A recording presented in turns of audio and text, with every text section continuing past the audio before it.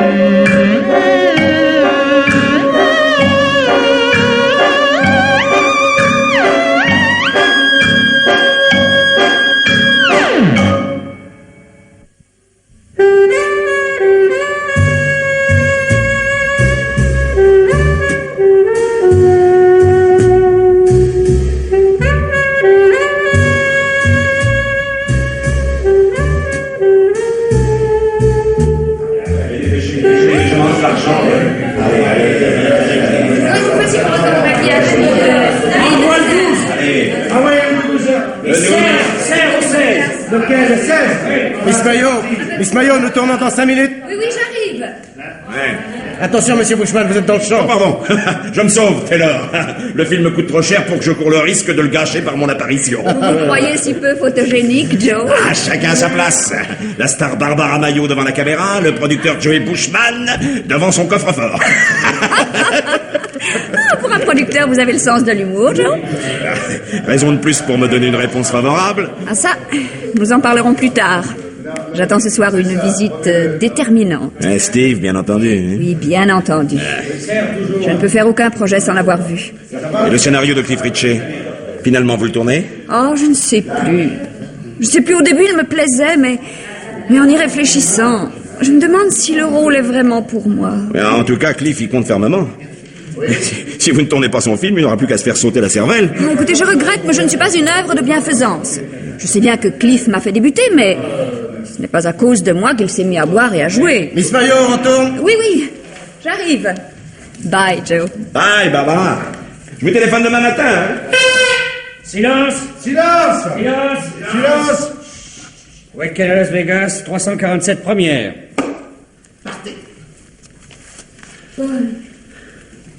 Paul, mon amour. Allô, Joe? Ah, Cliff. Justement, nous parlions de vous avec Barbara. Ah, alors elle vous a annoncé la bonne nouvelle. Hein? Elle a accepté hier mon scénario. Vous allez devoir me verser un premier raconte, mon pauvre Joe. Ah, pas si vite, Cliff. Barbara m'a donné l'impression de vouloir réfléchir encore. Mais qu'est-ce que vous me chantez là, Joe? Je vous répète qu'hier après-midi, ici même, Barbara m'a confirmé son accord. Oui, écoutez, pas si fort, Cliff. On tourne à côté. Alors venez au bar, nous parlons plus facilement. Hein? Oui. Allez, venez.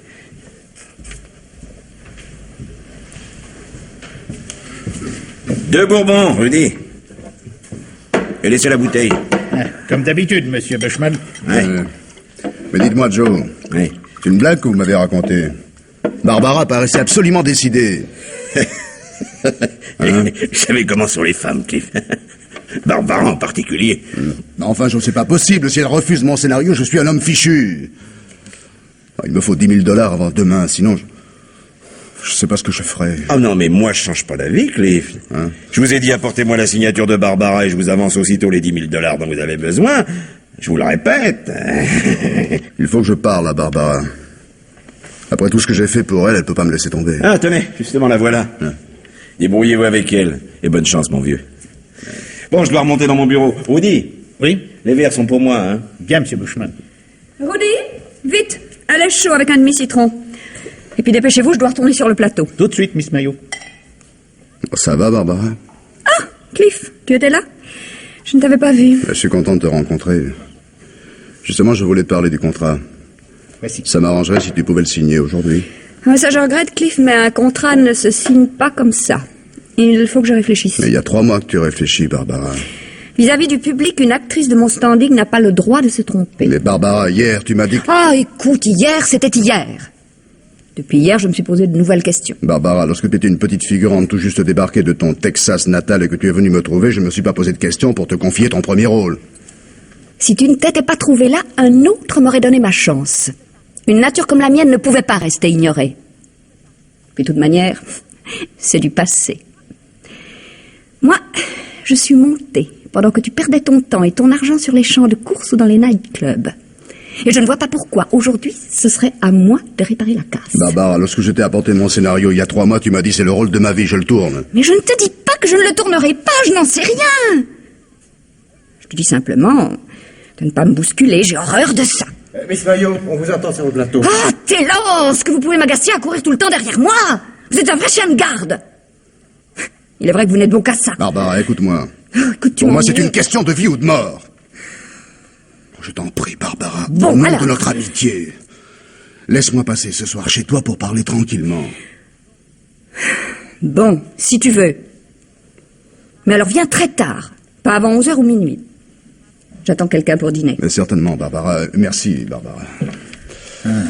Pas commode, hein, monsieur Ritchie, notre star nationale. Ah, c'est bien. Depuis qu'elle a décroché son Oscar, elle nous traite tous comme de ses larbins. Même monsieur Bushman y passe. Je vous jure bien, Rudy, qu'elle tiendra les engagements qu'elle a pris vis-à-vis de moi. Sans cela, versez-moi un autre verre, Rudy. Comme vous voudrez, monsieur Ritchie, mais c'est déjà le 4e. Ça, occupez-vous de vos affaires, Rudy, et faites ce que je vous dis. Tout le monde croit que Cliff Ritchie est un homme à la mer, mais avant de se noyer, il en emmènera quelques-uns à la dérive avec lui. Tiens, encore un verre, Rudy. Attention, monsieur Ritchie. Voilà Miss Stewart qui vous cherche. Elle n'a pas l'air de bonne humeur. Que le diable l'emporte. Oh, naturellement, encore en train de boire. Rudy, vous voyez dans quel état il est? C'est pas ma faute, Miss Stewart. Quand j'ai voulu arrêter, monsieur Ritchie m'a engueulé. Alors. Ça suffit, Cathy, joue pas les anges gardiens, c'est pas le genre de rôle qui te convient. Oui, oui, oh, ça je sais. L'important, c'est que t'attaches à ce que je te dis. Quand tu me faisais du baratin pour m'avoir, c'était différent. Je ferais de vous la reine d'Hollywood. Oh, je t'entends encore. La reine d'Hollywood, tu parles. Ah, ça va, Cathy, je connais ton répertoire. Mais qu'est-ce que j'ai fait au ciel pour tomber sur un type de ton espèce? Quand je pense que j'ai refusé 3 milliardaires et que je t'ai préféré toi. Oh, ce qu'on est bête quand on est sentimental. Ah, me fais pas rire, Cathy, c'est l'intérêt qui t'a guidé vers moi. Oh. T'en avais assez de servir des saucisses dans un drugstore. Tu te croyais faite pour la gloire en 3 dimensions.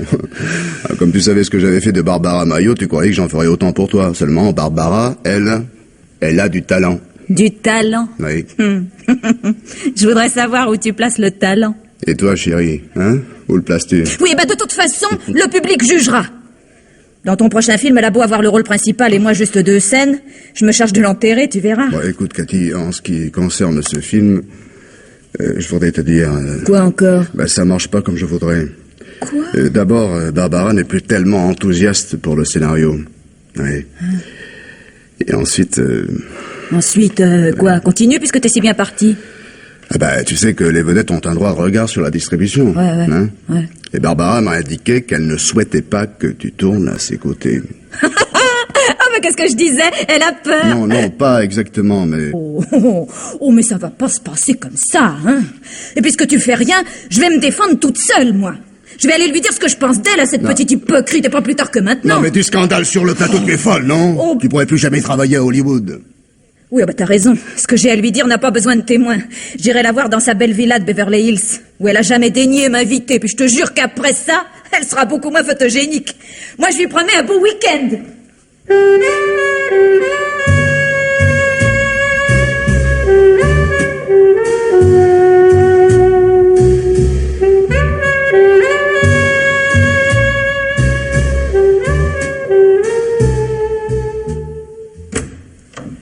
Bonjour, monsieur Bushman.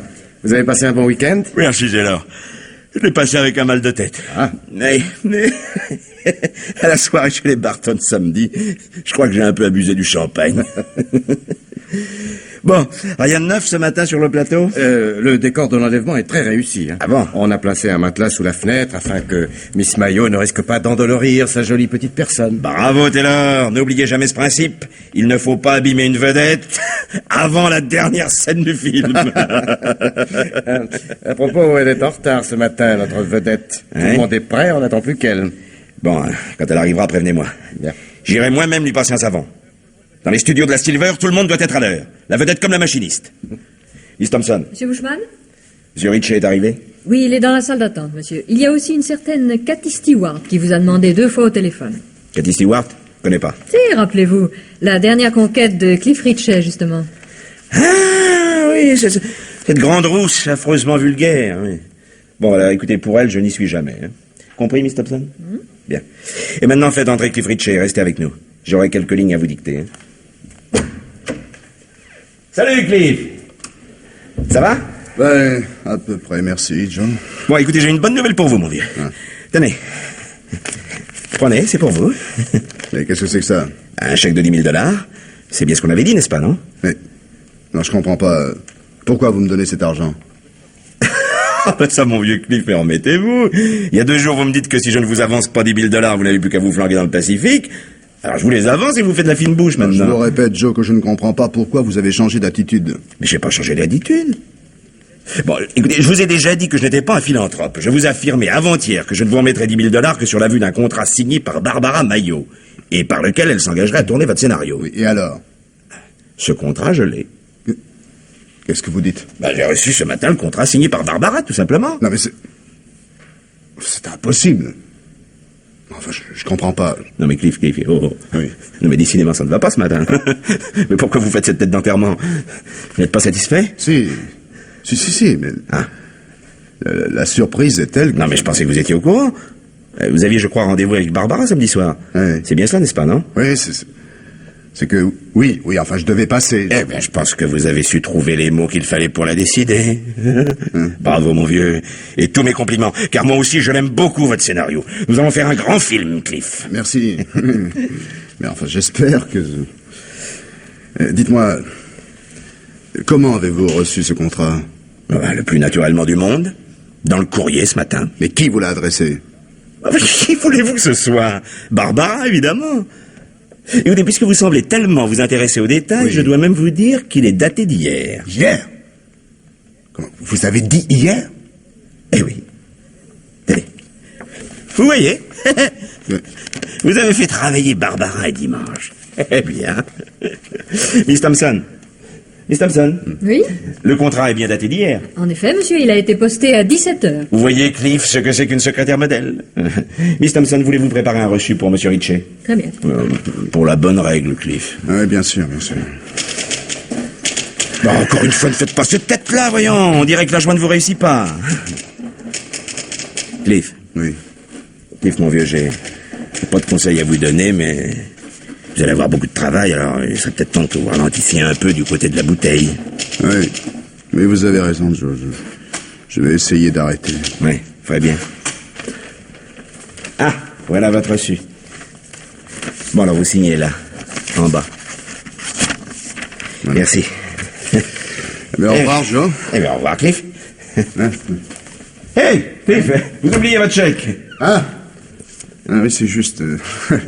Merci beaucoup. Au revoir, Joe. Au revoir. Trouvez pas, Miss Thompson, qu'il avait un air bizarre? Je me demande s'il va pas piquer un jour une crise de délirium tremens, à force de boire autant. Non, je ne crois pas que monsieur Ritchie était ivre ce matin. C'était autre chose qui le préoccupait. Oui, c'est vrai. C'est vrai, quand je lui ai dit que j'avais reçu le contrat, il a eu l'air de sortir d'un cauchemar. Il doit avoir des ennuis personnels. Oh, bah ça, mon petit, c'est un secret pour personne. Monsieur Bushman. Qu'est-ce que c'est? Qu'est-ce que c'était là? Je vous ai dit 100 fois de frapper avant d'entrer dans mon bureau. Monsieur, c'est une catastrophe. Ben, alors, qu'est-ce qui est arrivé? Barbara, Et alors? elle est morte. Nom de Dieu. Elle a eu un accident en venant au studio? Non, monsieur, on l'a trouvée chez elle, morte, assassinée. Assassinée? Vous êtes sûr, Taylor? Ne la voyant pas venir, j'ai téléphoné chez elle. C'est un flic qui m'a répondu. Et c'est lui qui m'a raconté. Non, c'est impossible, voyons. Enfin, Barbara n'avait pas d'ennemis. C'est impossible. Et le film qui est en cours. 4 millions de dollars qui s'en vont en fumée. Monsieur Bushman, Oui. il y a un policier dans l'antichambre. Il demande si vous pouvez passer à 14 heures au bureau de la police. Mais naturellement, je vais y passer. Et je pense que vous devriez m'accompagner, Miss Thompson. Je suis tellement troublé. Mais certainement, monsieur. Ah, il faut que cette pauvre Barbara soit vengée. Monsieur Bushman, devons-nous révéler à la police ce qui s'est passé ce matin? Oui, nous y sommes bien obligés. Tout le monde a vu Cliff entrer ici. Non, mais il est inutile d'insister sur la pression qu'il nous a donnée. Je veux pas le mettre dans le pétrin davantage. Nous avons fait la guerre ensemble. Ce sont des choses qui ne s'oublient pas, ça.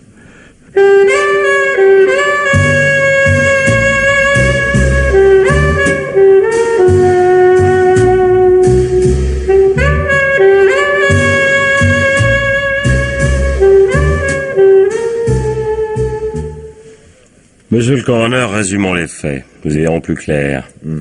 Date présumée de la mort, samedi entre 11h et minuit. Instrument du crime, néant. La mort semble causée par une violente prise de judo du genre Hatimi. Motif du crime, à découvrir. Vous voyez comme les données sont simples lorsqu'on les énonce à haute voix. Nous savons tout maintenant. Oui, à un détail près, le nom de l'assassin. Vous avez raison, monsieur le coroner, de parler de détails. Mais le nom de l'assassin est contenu dans les faits que je viens d'exposer, à nous de le trouver.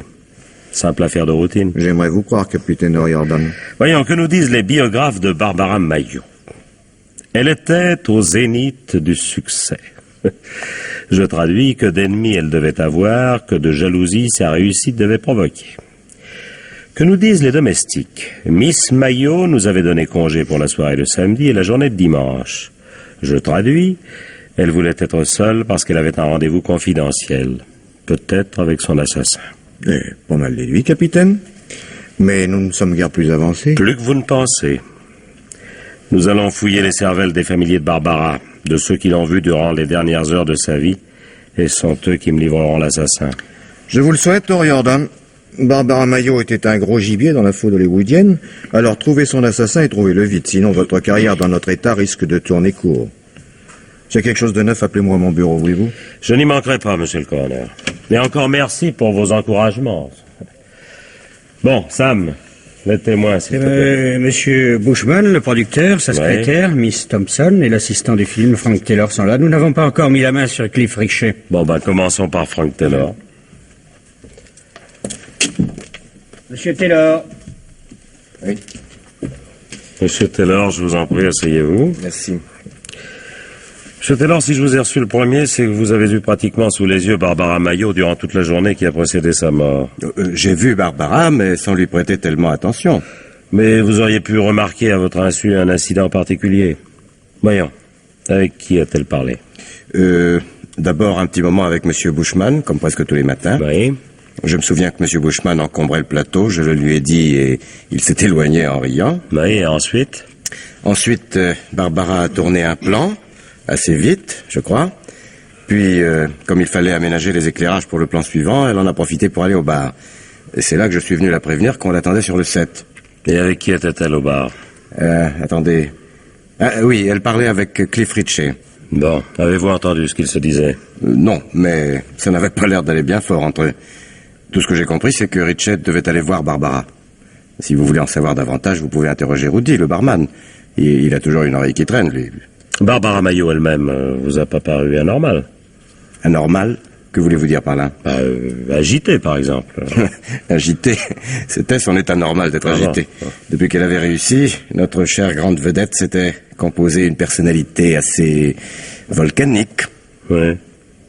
Vous semblez pas beaucoup aimer Miss Mayo, monsieur Taylor. Moi, vous savez, je n'étais pas payé pour l'aimer. Non, mais vous n'avez pas répondu à ma question, monsieur Taylor.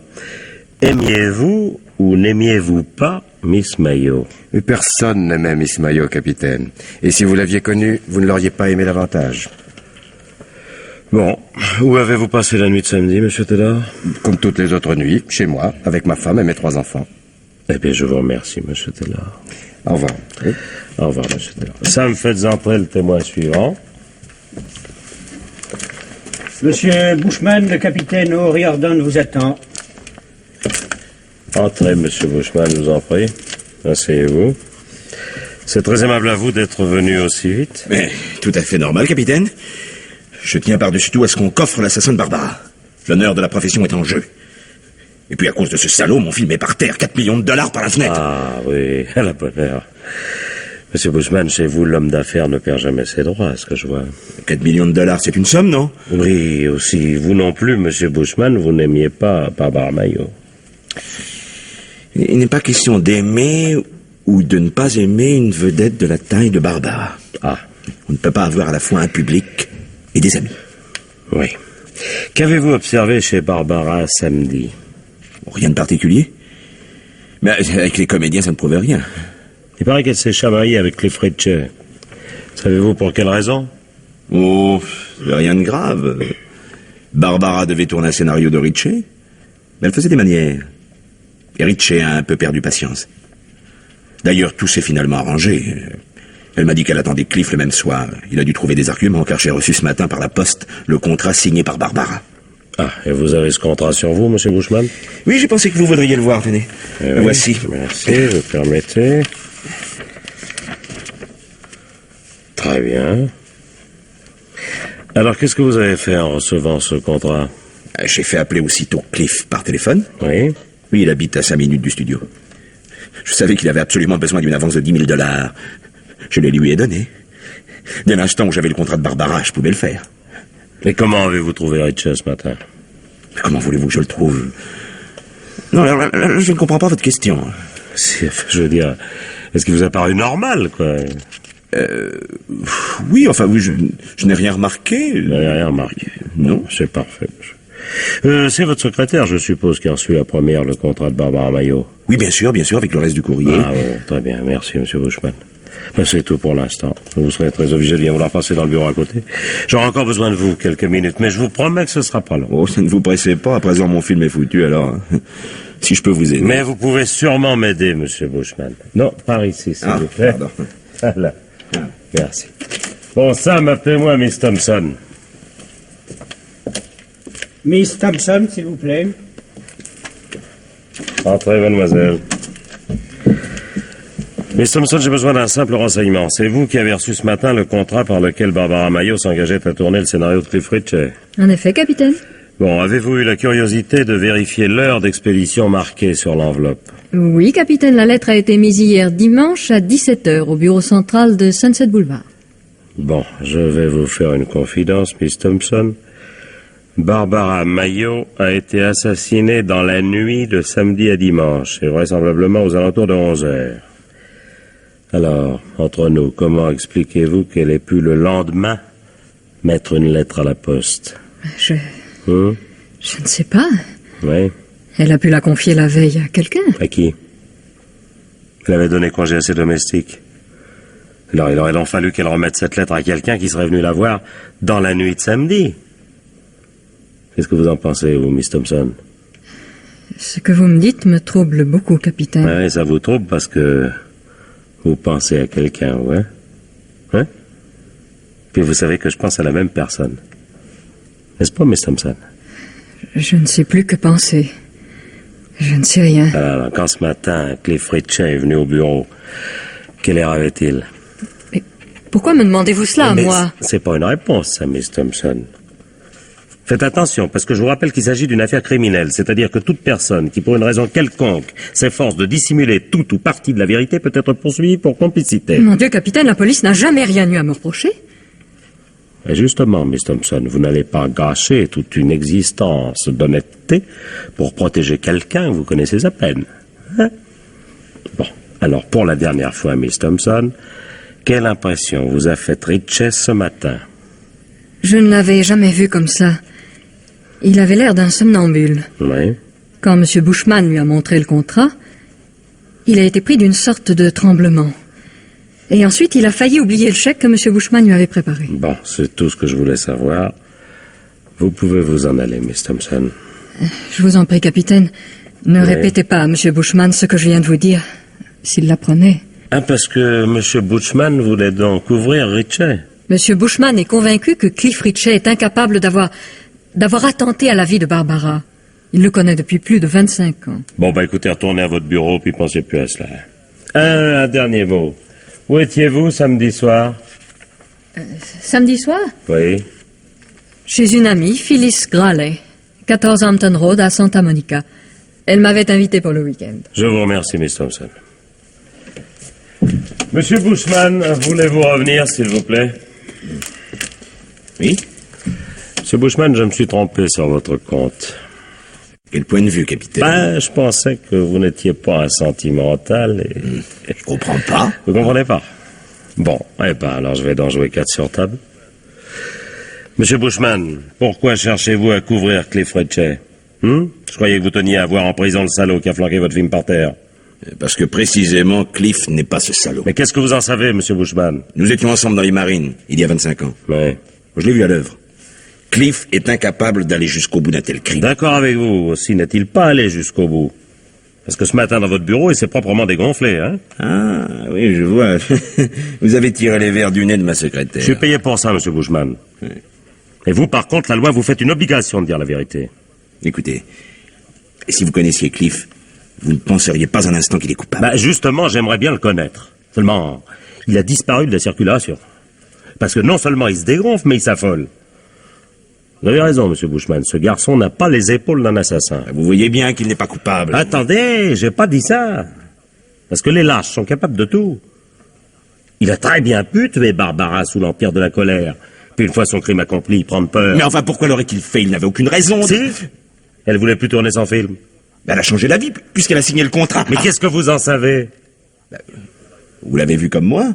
Alors écoutez-moi, Bushman, ce contrat a été mis à la poste hier, dimanche à 5 heures. Et alors? D'après les experts, Barbara a été assassinée samedi vers 11 heures du soir. Or, Ritchie est venu voir Barbara dans la soirée de samedi. C'est vous-même qui me l'avez appris. Écoutez, si j'avais su que la mort de Barbara remontait samedi soir, j'aurais gardé ma langue. On ne devrait jamais rien dire aux flics. D'ailleurs, je ne vous ai pas dit que Cliff était allé chez Barbara samedi soir. Je vous ai dit seulement que Barbara m'avait informé qu'elle attendait Cliff dans la soirée. Rien ne prouve qu'il y soit allé réellement. Ben, tout le prouve au contraire. Et c'est chez elle qu'il a trouvé le contrat, mais non signé. Bon. Alors en partant, il l'a pris. Puis le lendemain, il a pensé que c'était vraiment trop bête de s'être mis dans un pétrin pareil pour ne rien en tirer. Alors il a signé le contrat, puis il vous l'a envoyé. Seulement ce matin, une fois au pied du mur, il a perdu son sang-froid. Vous voulez dire que le contrat que je vous ai remis est un faux? Bah, le laboratoire de graphologie nous le dira de manière certaine. Mais ma conviction personnelle est déjà établie. Ouais, bon, vous êtes fait avoir de 10 000 $ qui s'ajoutent aux 4 millions du film. Ah, décidément, pour vous, c'est un mauvais jour, Bushman, hein? Oh, le salaud. Et moi qui m'évertue à le protéger. Ah, méfiez-vous des bons sentiments, monsieur Bushman. C'est très mauvais dans les affaires. Encore un mot. Où étiez-vous samedi soir? Hein? Samedi soir. Comme tout Hollywood, chez les Barton. Oui. J'ai passé la nuit à naviguer entre le salon et le lavabo. Oui, j'avais un peu forcé sur le champagne. Dites-moi, pourquoi Barbara Maillot n'était-elle pas invitée? Elle est fâchée avec eux ou... Non, mais elle attendait une visite. Ah, Cliff Ritchie? Une autre encore. Oui, je pense qu'il s'agissait de son forban de mari. Ah, parce qu'elle était mariée? Pourquoi ne me l'avez-vous pas dit plus tôt? Vous ne me l'avez pas demandé? Oui, c'est vrai. Et puis, Barbara ne tenait pas tellement à ce que ça se sache. Elle n'était pas très fière de ce mariage. Elle essayait d'ailleurs de le rompre, mais son mari ne voulait rien savoir pour divorcer. Et qui avait-elle épousé? Moi, un certain Steve Lockhart. Steve Lockhart, attendez. Steve Lockhart, moi j'ai connu il y a quelques années un lanceur de poids qui portait ce nom-là. C'était aux Jeux Olympiques de Rome et il s'était même classé 3e, si ma mémoire est bonne. Mais oui, c'est lui, c'est le même. Barbara l'avait épousé quand elle était encore une figurante. Mais depuis, les choses avaient changé. Vous savez ce que c'est que les femmes. Ouais. Vous savez que lorsque vous voulez bien parler, votre conversation est passionnante. Hein? Merci. Ah, oui, vous en savez des choses sur Barbara Maillot. Ça fait partie de mon métier. Moi aussi, je suis payé pour ça. C'est bien répondu. Bon, monsieur Bushman, vous êtes libre. Et la prochaine fois, choisissez mieux les gens que vous protégez. Hein? Merci du conseil. Salut. Salut, monsieur Bushman. Sam, Capitaine. Prenez autant d'hommes qu'il le faudra, mais il faut que vous m'ayez retrouvé ce Ritchie avant ce soir. Puis pendant que vous y êtes, tâche aussi de mettre la main sur un dénommé Steve Lockhart, un ancien athlète.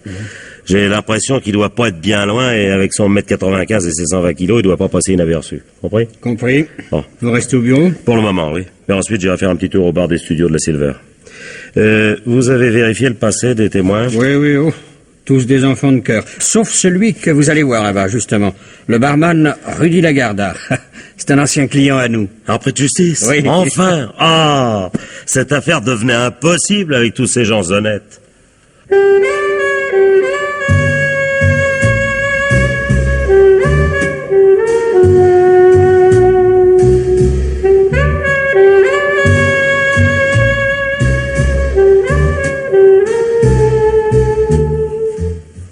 Bonjour. Qu'est-ce que je vous sers? Surtout pas de boniment, Rudy Lagarda. Si je comprends bien, monsieur appartient à la police. Ben, je vois avec plaisir, Lagarda, que vous avez conservé vos réflexes intacts. J'espère que vous allez continuer dans cette bonne voie. Allez-y, ne vous gênez pas. Avec vous, je sais que j'aurai toujours tort. À cause de mes antécédents, comme on dit chez vous. Eh ben, avec vos antécédents, je vous conseille de dire tout ce que vous savez, Lagarda. Qu'est-ce que Miss Mayo et Cliff Richard se sont dit samedi matin ici? Ça chauffait dur, croyez-moi. La Mayo n'avait plus l'air de vouloir tourner le film de Ritchie. Et celui-là se débattait comme un beau diable. Il faut vous dire qu'il est complètement décavé. Ce film, c'était sa dernière chance. Alors il a fait un cinéma terrible. Tout y est passé. Depuis l'attendrissement jusqu'à la menace. Et quand ils se sont quittés, Ritchie lui a dit qu'il passerait la voir le soir pour parler tranquillement. Vous êtes sûr que ça s'est passé comme ça? Ah, parole d'honneur. C'est très grave ce que vous dites là, Lagarda. Vous vous rendez compte que vous pouvez envoyer Ritchie à la chaise électrique? Je dis ce que je sais, c'est tout. D'ailleurs, Ritchie n'est pas le seul à avoir eu rendez-vous avec Barbara ce jour-là. Il y avait aussi Cathy Stewart. Cathy Stewart? Ah oui, la petite amie de Ritchie. Une sauterelle qui tuerait père et mère pour tourner un petit bout de rôle. Quand Ritchie lui a dit qu'il ne pourrait pas la prendre dans son film, parce que Barbara Mayo ne voulait d'elle à aucun prix, faut voir la crise qu'elle a piquée. Elle parlait d'aller démolir le portrait de Barbara sur le plateau. Mais elle l'a fait? Non. Ritchie l'a calmé un peu et elle a annoncé qu'elle irait voir Barbara chez elle et que ça ne se passerait pas comme ça. Bon, vous savez où on peut la dénicher, cette Cathy? Oui, oui. Et elle habite une chambre minable dans Buena Vista Drive. Si vous étiez venu 10 minutes plus tôt, vous l'auriez vu passer. Pourquoi? Elle était au studio? Eh oui. Elle m'a raconté qu'elle descendait de chez le patron et qu'elle tenait enfin la chance de sa vie. Un engagement sensationnel. Ah, elle était très excitée. C'est bon. Merci, Lagarda. Et au plaisir de ne plus vous revoir. Tout le plaisir sera pour moi.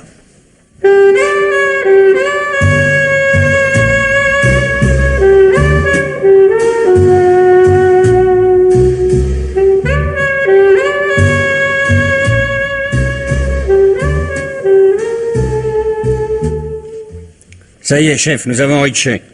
Nous l'avons eu au moment où il montait dans le train d'Acapulco. Il est dans la pièce à côté. Bon, amenez-le-moi tout de suite. C'est Ritchie.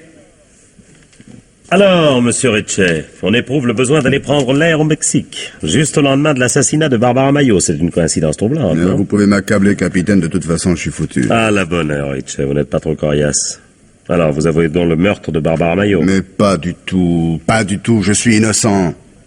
Seulement toutes les preuves sont contre moi, alors ça revient au même. D'ailleurs, vous dites que vous n'avez pas tué Miss Mayo. Bon.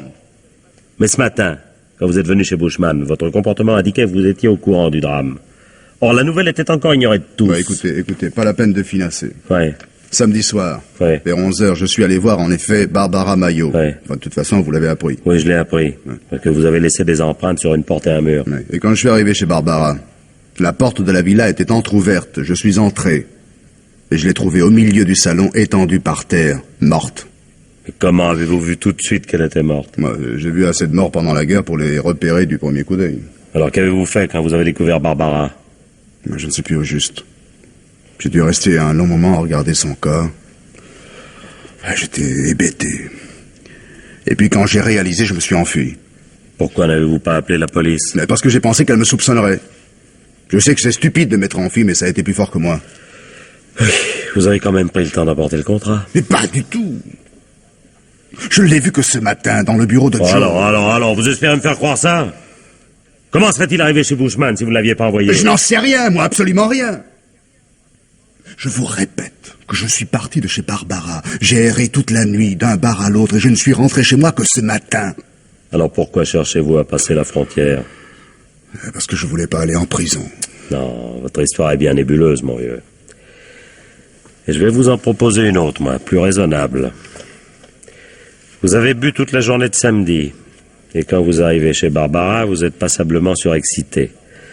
Aussi, quand Barbara vous dit qu'elle renonce définitivement à tourner votre scénario et qu'elle vous rend votre contrat, vous voyez rouge. Vous avez servi dans les marines, groupe de commando, le judo n'a pas de secret pour vous, et sous l'empire de la colère, vous portez un attimie à Barbara Maillot, et quand vous la voyez morte à vos pieds, vous perdez la tête et vous vous enfuyez. En emportant le contrat non signé, pour ne pas laisser derrière vous une preuve supplémentaire de culpabilité.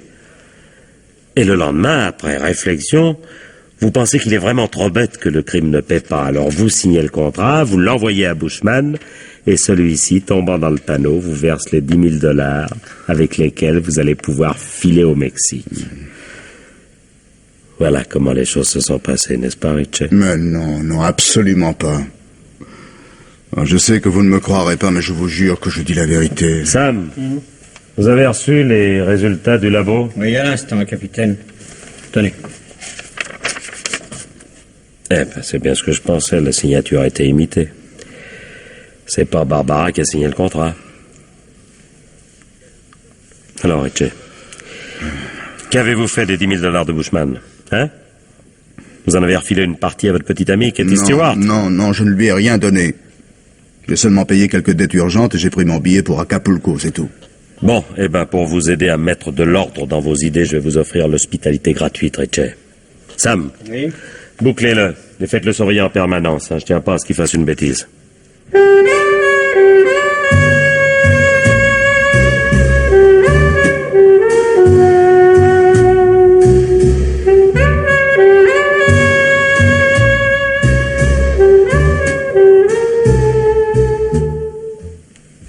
Dites-moi, monsieur Lockhart, c'est seulement maintenant que vous vous décidez à venir nous voir? Je suis resté toute la journée à travailler au laboratoire. Je n'ai vu la manchette des journaux que ce soir, et je suis accouru aussitôt. Est-il certain que Barbara ait été assassinée? Oui, monsieur Lockhart, et je ne vous cache pas que vous feriez un coupable très présentable si le meurtrier présumé n'était déjà sous les verrous. Qui est-ce? Cliff Ritchie, un cinéaste. Vous connaissez? Lorsqu'il est arrivé chez votre femme vers 11 h du soir, elle était déjà morte, selon lui. Et moi, lorsque je l'ai quittée vers 10 h, elle vivait encore. Ah, ben je vois que vous ne faites pas de difficulté pour reconnaître que vous avez passé la soirée chez votre femme. Pourquoi en ferais-je? Je suis innocent. D'ailleurs, je ne vois pas pour quel motif j'aurais tué cette pauvre Barbara. Motif passionnel. Elle refusait de reprendre la vie commune, elle voulait divorcer. Que me chantez-vous là, capitaine? C'est exactement le contraire. Barbara m'a invité à dîner samedi pour me demander de revenir vivre avec elle et de renoncer à mes projets de divorce. Steve Lockhart, ce que vous dites là peut être très grave. Je croyais au contraire que c'est elle qui voulait divorcer. Vous n'y êtes pas du tout. Plusieurs de mes amis pourront vous confirmer ce que je vous dis. Lorsque j'ai épousé Barbara après les Jeux Olympiques de Rome, c'était moi la vedette. Nous habitions Los Angeles. Je suis d'une vieille famille de Californie et je travaillais ferme pour obtenir mon diplôme d'ingénieur physicien. Mais Barbara avait des goûts de luxe. Cliff Ritchie l'a découverte et a fait d'elle une vedette. Je ne voulais pas qu'on m'appelle Monsieur Maillot. Alors je suis parti. Vous n'aimiez plus votre femme? Je n'ai pas dit cela. Mais c'était une question de dignité. Je ne voulais pas vivre à ses crochets. Et votre femme, elle, ne voulait pas du divorce? Elle vous aimait tellement? Je crois que c'était plutôt une question d'orgueil. Au fait de sa gloire, j'étais le seul objet qui lui échappa. C'est ce qu'elle m'a laissé entendre samedi soir. Elle a même usé d'un argument qui, pour elle, était décisif. Elle m'a dit qu'à cause de moi, elle repoussait depuis 6 mois la passion d'un des hommes les plus riches d'Hollywood. Vous a-t-elle dit de qui il s'agissait? Non. Et je me suis bien gardé de le lui demander. Je ne veux rien avoir de commun avec ces gens de cinéma. Je ne suis qu'un modeste physicien nucléaire qui gagne 400 $ par semaine. Comment s'est terminé votre entretien avec votre femme? J'ai dit à Barbara que si elle acceptait de renoncer à sa carrière, je reprendrais la vie commune. Et qu'a-t-elle répondu? Qu'elle allait le faire dès qu'elle aurait rempli tous ses engagements. Monsieur Lockhart, à quelle heure avez-vous quitté votre femme? Je vous l'ai dit vers 22 h. Je me lève très tôt le matin. Et vous n'avez rien remarqué d'autre qui puisse aider l'enquête? Attendez. Oui, maintenant que vous m'y faites penser, j'ai eu l'impression d'une présence dans la maison. Une présence? Oui, oui. Barbara m'a affirmé qu'elle avait renvoyé les domestiques pour que nous soyons tranquilles, mais à 2 ou 3 reprises, j'ai cru entendre remuer dans la salle de bain. Et puis surtout, il y avait dans la pièce un parfum. Un parfum que je ne connaissais pas, qui n'était pas celui de Barbara. Son odeur était si violente que la personne qui le portait devait être encore là lorsque je suis arrivé. Et de quelle odeur s'agissait-il? Essayez de vous en souvenir, monsieur Lecarde. Parce que c'est très important. Je crois qu'il s'agissait d'héliotrope. Enfin, de quelque chose comme ça. Bon, je vous remercie, monsieur Lecarde, mais je suis obligé de vous garder cette nuit à la disposition de la justice. Bien. Car si ce que vous dites n'est pas vrai, c'est vous le coupable et non Ritchie. Il y en a un des deux qui ment.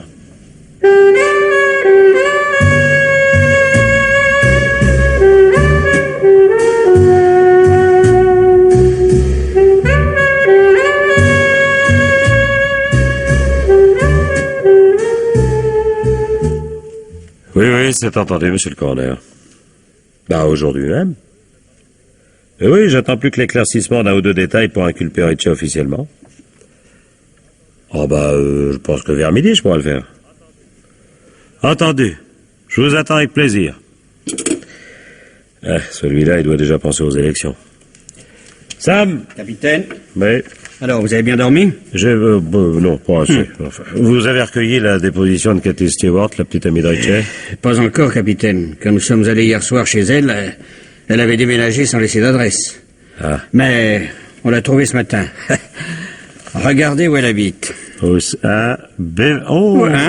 Beverly Hills. Dites donc, on dirait qu'elle a fait fortune depuis hier. Oui, en effet. Je vais envoyer Brown. Non, j'y vais moi-même. La soudaine promotion sociale de Miss Stewart m'intéresse au plus haut point.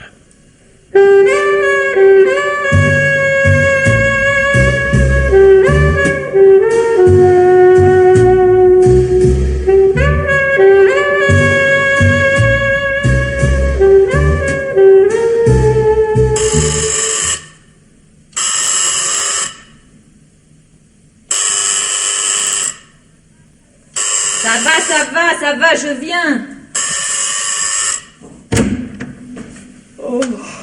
On va aider à réveiller les gens à une heure pareille. Miss Stewart, il est déjà plus de 10 heures et je suis étonné que vous n'ayez pas une femme de chambre pour ouvrir la porte. Oh là là, vous croyez malin. Une femme de chambre, j'en aurai une ce soir. Puis d'abord, qu'est-ce que ça peut vous faire? Qui êtes-vous? Capitaine Orion, police. Vous êtes de la police? Oui, Miss Stewart, il vaut mieux que vos voisins n'entendent pas ce que j'ai à vous dire. Bon, entrez. Merci. Entrez. Asseyez-vous. Asseyez-vous là. Qu'est-ce que vous me voulez? Je serais curieux de savoir par quel miracle vous êtes passé en 24 heures de Buena Vista Drive à Beverly Hills. C'est défendu, peut-être? Non, c'est pas défendu à condition que cette métamorphose ait lieu grâce à des moyens légaux. Alors, c'est tout ce qu'il y a de plus légal. J'ai signé hier un contrat avec la Silver. Je dois tourner en vedette son prochain film. En vedette? Tous mes compliments, Miss Stewart. Et puis-je savoir à quoi vous devez un tel engagement? Non mais dites donc, qu'est-ce que vous allez imaginer? À mon talent, évidemment. Ah bon? Et seulement à mon talent. Ouais, Monsieur Bushman n'est pas un homme à marcher au béguin. Oui, en tout cas, en vous engageant, il a fait preuve d'un flair suivi. Il est vrai que depuis la disparition de Barbara Mayo, il n'avait plus de vedette. Quel est votre parfum, Miss Stewart? Il est agréable, hein? Et puis, il va bien à ma peau. C'est un truc de Paris, c'est... Oui? Fleur d'héliotrope, ça s'appelle. Ah, fleur d'héliotrope. Oui, c'est bien ce que je pensais. Miss Stewart, vous êtes allé voir Barbara Mayo samedi soir, n'est-ce pas? Qu'est-ce que vous en savez? Vous n'avez pas le droit de m'accuser. D'abord, vous n'avez aucune preuve. Non, vous énervez pas comme ça. Figurez-vous que la preuve dont j'avais besoin, vous venez de me la fournir. Qu'est-ce que c'est? Fleur d'héliotrope. Est-ce que j'ai oublié? Votre parfum. Oui. Bon, maintenant, Cathy Stewart, ça suffit. Je sais que vous ne portiez pas Barbara dans votre cœur et vous êtes allé chez elle. Oui. Oui, j'y suis allée. Je voulais avoir une explication avec elle, mais je ne l'ai pas tuée, je vous le jure. Je suis arrivée vers 9h. Barbara m'a ouvert toute souriante, elle croyait que c'était Steve Lockhart. C'est son mari. Oui, alors? Et quand elle a vu que c'était moi, elle a fait une drôle de tête. Elle m'a dit qu'elle n'avait pas le temps de me parler. D'ailleurs, tout de suite après, on a sonné. Cette fois, c'était Steve. Vous l'avez vu? Non. Non, Barbara m'a poussé dans la salle de bain en me recommandant le silence. Avez-vous entendu ce que Lockhart et Barbara se sont dit? Oui, un peu. Steve a demandé à Barbara de reprendre la vie commune et elle a refusé. Vous êtes sûr de ce que vous avancez, Miss Stewart? Mais oui! Pourquoi me demandez-vous ça sur ce ton? Pour rien. Qu'a fait Steve? Il est parti. Et après? Je suis partie aussi. Vous êtes parti sans avoir finalement avec Barbara l'explication que vous étiez venu chercher. Pourquoi? Je sais pas, moi. Il était tard et puis... Quelle heure était-il? Je peux regarder 10 heures du soir, peut-être plus. Que vous a dit Barbara Maillot? Mais rien, évidemment. Pourquoi, évidemment? Elle paraissait très fatiguée. Et vous n'avez remarqué rien ni personne en partant? Si. Il y avait une voiture arrêtée un peu plus loin et j'ai cru reconnaître celle de Cliff. Seriez-vous prête à répéter tout cela sous serment? Mais, c'est-à-dire... Naturellement. Vous savez que votre déclaration peut envoyer Ritchie à la chaise électrique. Si Barbara Maillot vivait encore quand il est arrivé chez elle, tout son système de défense s'effondre. Tant pis pour lui, moi je dis la vérité. Parfait. Eh bien, vous allez m'accompagner au district. Vous m'arrêtez? Vous arrêtez? Non, pourquoi vous arrêterais-je? Vous avez dit la vérité. Oui. Je veux simplement enregistrer officiellement cette vérité.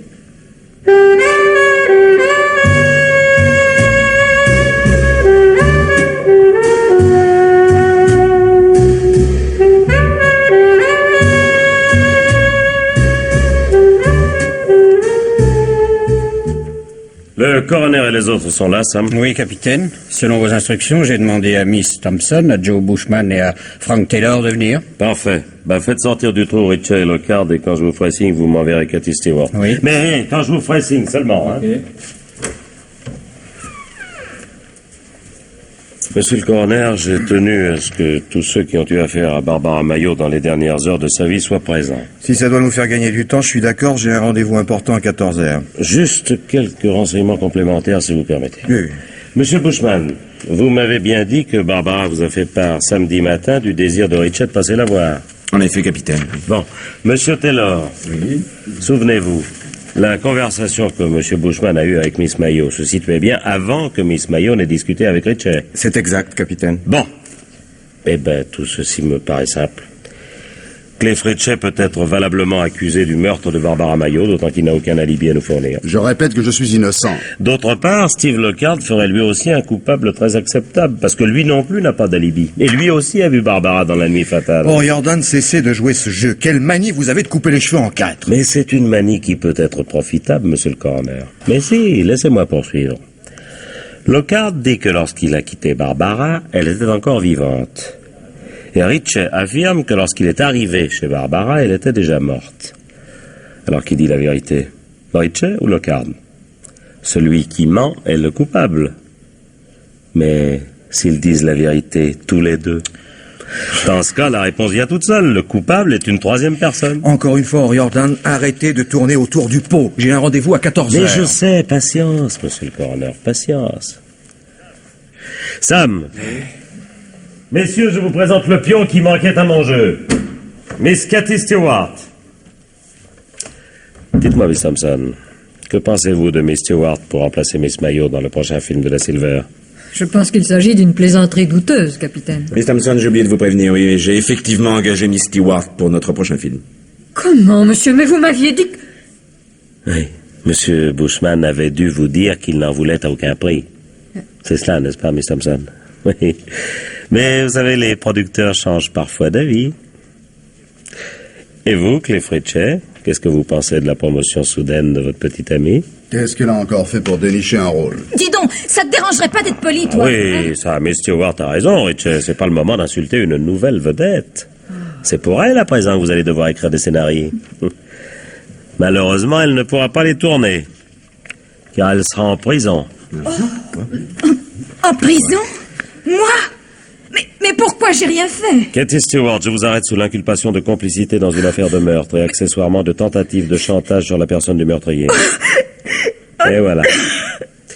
Il me fallait une preuve. Je vous remercie, Cathy Stewart. Car jusque-là, j'avais que des présomptions. Ah, je comprends rien, moi. Oh, vraiment, monsieur le coroner. Mais... Eh bien, voyez, monsieur Bushman, lui, il a compris depuis longtemps. N'est-ce pas, monsieur Bushman? Vous ne pouvez rien prouver. Regardez Cathy Stewart, Bushman. Pensez-vous qu'elle résistera longtemps à un interrogatoire? Ça, il est vrai que vous n'aviez pas le choix des complices. Vous ne pouviez pas deviner que Cathy Stewart était dans la salle de bain pendant que vous assassiniez Barbara Mayo. Elle s'est terrée dans la salle de bain, et vous n'avez su la vérité que 2 jours plus tard, quand elle vous a fait chanter. Et vous avez bien été obligé de marcher en attendant l'occasion favorable qui vous permettrait d'éliminer ce témoin gênant.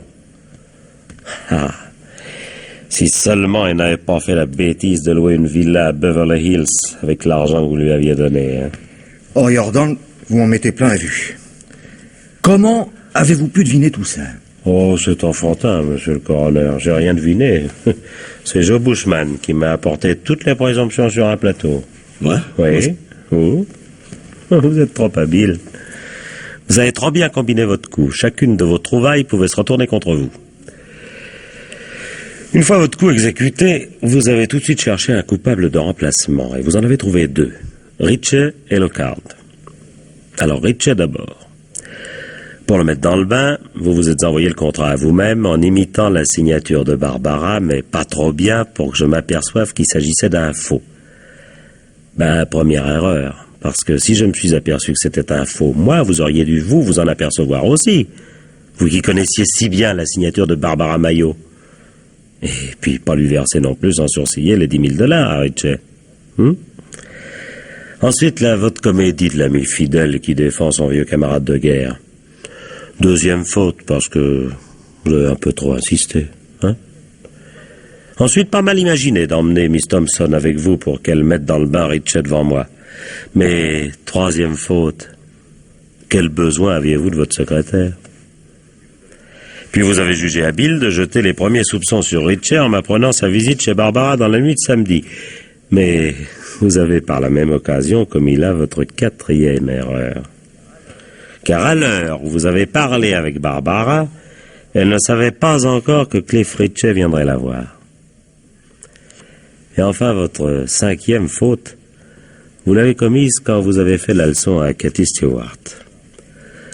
Pour le cas fort probable où l'on apprendrait qu'elle était venue voir Barbara, vous vouliez faire croire que Lockhart avait supplié Barbara de reprendre la vie commune, alors que c'était le contraire qui s'était produit.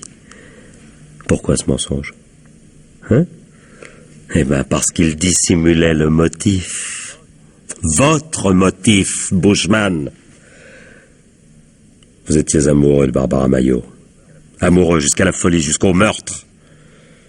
Et c'est parce qu'elle aimait toujours Steve qu'elle vous repoussait. Une autre de vos phrases m'a mis sur la voie, monsieur Lockhart. Vous m'avez dit, Barbara, à cause de moi, repoussait les avances d'un des hommes les plus riches d'Hollywood.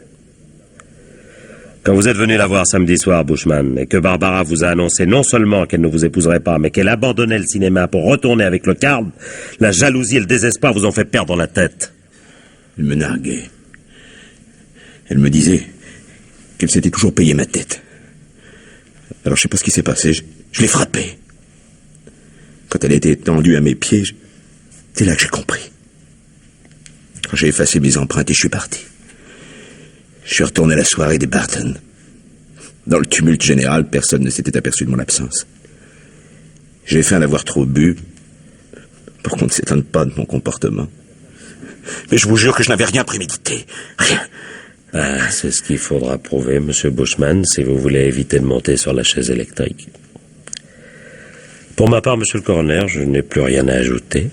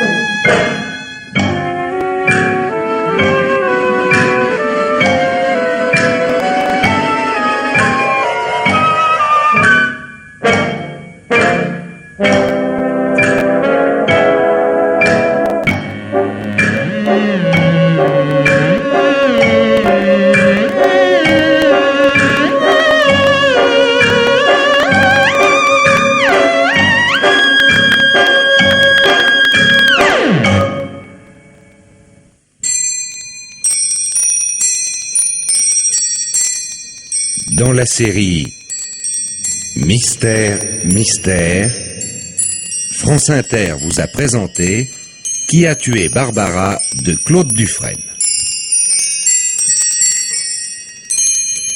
Avec Jacques Morel, Jean-Marie Ferté, Henri Poirier, Jacques Provin, Jean-Charles Thibault, Pierre Marteville, Jacques Degore, Ginette Franck, Lisette Lemaire et Jacqueline Rivière. Réalisation Pierre Billard.